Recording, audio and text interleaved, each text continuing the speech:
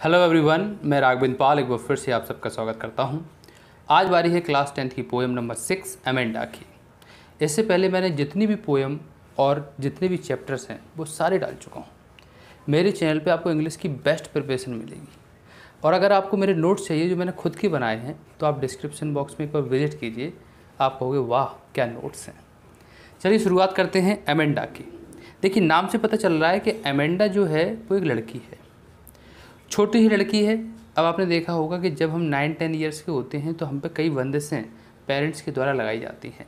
वो बंदिशें ज़रूरी भी होती हैं, लेकिन बच्चों को तो बेकार लगती हैं। बच्चे सोचते हैं अरे यार इससे अच्छा तो मैं होता ही नहीं, काश में ये होता है, इस जगह नहीं होता। बहुत सारे उनके दिमाग में थॉट्स आते हैं।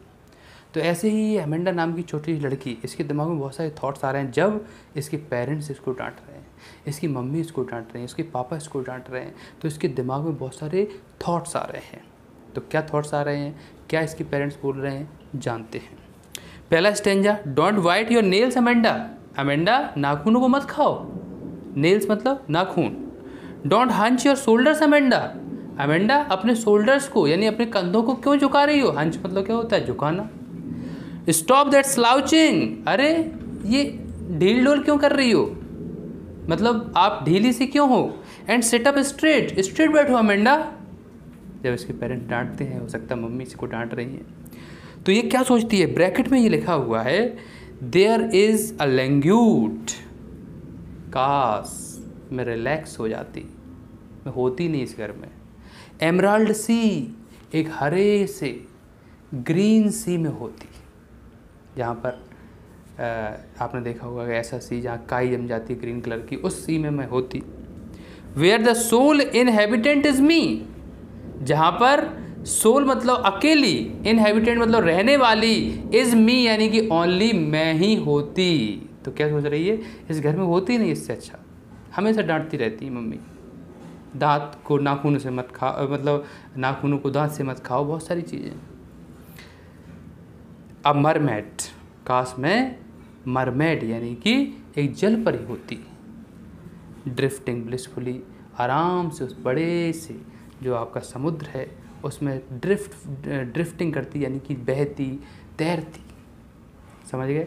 तो आपने देखा कि फर्स्ट स्टेंजा में मम्मी इसको डांटती है तो इसके मन में आता है कि मैं होती नहीं इस घर में, और मैं तो आराम से एक जलपरी होती, हरे से समुद्र में अकेली रहती और वहाँ पे आराम से बहती, कोई मेरे को रोकने टोकने वाला नहीं होता।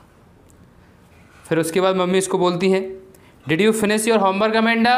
अमेंडा, आपने होमवर्क कंप्लीट कर लिया क्या। Did you tidy your room Amanda, क्या आपने रूम साफ़ कर लिया। टाइडी मतलब साफ़ करना, क्या आपने अपने रूम साफ़ कर लिया।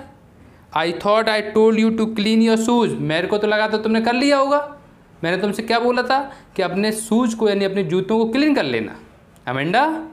फिर अमेंडा का दिमाग खराब। अमेंडा आप क्या सोच रही हैं मन में, कह रही आई एम एन ऑर्फन। काश मैं, पता नहीं क्या क्या सोच रही है, ऑर्फन होती। ऑर्फन मतलब क्या होता है, अनाथ होती। रोमिंग द स्ट्रीट, और गलियों में घूमती, रोम करती। रोम मतलब भटकना, आवारा भटकना। कुछ ज़्यादा ही सोच रही हैं, अब जब होंगी भटकेंगी तब पता चलेगा। द साइलेंस इज गोल्डन, मेरे लिए साइलेंस जो होती, मैं शांति होती, वो मेरे लिए सुनहरी होती। द फ्रीडम इज स्वीट, और जो मेरी आज़ादी होती वो स्वीट यानी कि बहुत ही मिठास भरी होती, अच्छी होती। तो पहले स्टेंजा में जब डांटा जा रहा था तो जल परी बन रही थी, दूसरे स्टेंजा में जब डांटा जा रहा है तो वो ऑर्फन यानी कि अनाथ बनने की सोच रही है।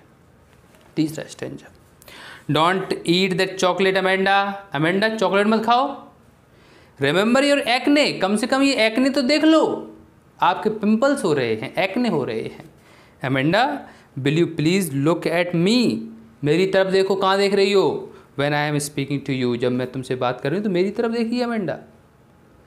दिमाग फिर खराब। अब उसको गुस्सा आ रही है, वो कह रही है कि आई एम रेपुंजल, काश मैं रेपुंजल होती। रेपुंजल की स्टोरी आपने ज़रूर पढ़ी होगी। वही रेपुंजल जिसको एक बड़ी सी बिच यानी कि चुड़ैल कहाँ ले गई थी, टावर पे ले गई थी, उस टावर में कैद कर लिया था। वही रेपुंजल जिसके बड़े बड़े बाल हो जाते थे, उसके पास जादू थे। एक परी ने उसको जादू दिया था कि बड़े बाल, जितना बड़े बाल करना चाहे उतना कर ले भैया। तो वो क्या करती थी, बिच यानी कि वो चुड़ैल, और उसके बालों का इस्तेमाल करके टावर पर चढ़ती थी। तो अकेली रहती थी। बहुत बड़ी स्टोरी है, एक बार आप ज़रूर देखना कहीं रेपुंजल की। तो वो क्या कह रही है कि आई एम रेपुंजल, में रेपुंजल होती, I have not a care, कम से कम कोई मेरे केयर नहीं करता। Life in a tower is tranquil, और जो टावर पे लाइफ होती वो ट्रैंक्विल, ट्रैंक्विल मतलब क्या होता है, शांति भरी होती है, एंड रेयर, और हर किसी को ऐसी लाइफ नहीं मिलती है। मेरी भी लाइफ बड़ी रेयर होती, यूनिक होती, अलग होती। I will certainly never let down my bright hair, लेकिन मैं रेपुंजल की तरह निश्चित पे, सर्टेनली निश्चित रूप से मैं अपने हेयर को नीचे नहीं डालती। उसने बेवकूफ़ी कर दी होगी, मैं नहीं करूँगी, तो मैं अपने हेयर को नीचे नहीं डालती जिससे चुड़ैल चढ़ जाए। अब मम्मी गुस्से में, क्या बोला जा रहा है, stop that sulking at once, ये नाराज होना बंद करो Amanda. You are always so moody, तुम हमेशा जिद्दी बन जाती हो, कहीं कुछ सोचती रहती हो, कहीं कुछ सोचती रहती हो। Amanda, any one would think, कोई क्या सोचेगा, दैट आई नेग्ड एट यू, कि मैं तुम्हें परेशान करती हूँ अमेंडा। और इस तरह से अमेंडा की जो पोएम है वो ख़त्म हो जाती है। इसमें स्टेंजा है, उसके बाद अमेंडा जो सोचती है वो है। फर्स्ट पैराग्राफ में अमेंडा ने सोचा था कि काश में जल परी होती, सेकंड पैराग्राफ में अमेंडा ने सोचा था कि काश में एक ऑर्फन होती, और थर्ड में अमेंडा ने सोचा कि काश में रेपुंजल होती। इसी के साथ ये पोएम ख़त्म होती है। मिलता हूँ नेक्स्ट वीडियो में। Thank you very much, thanks a lot.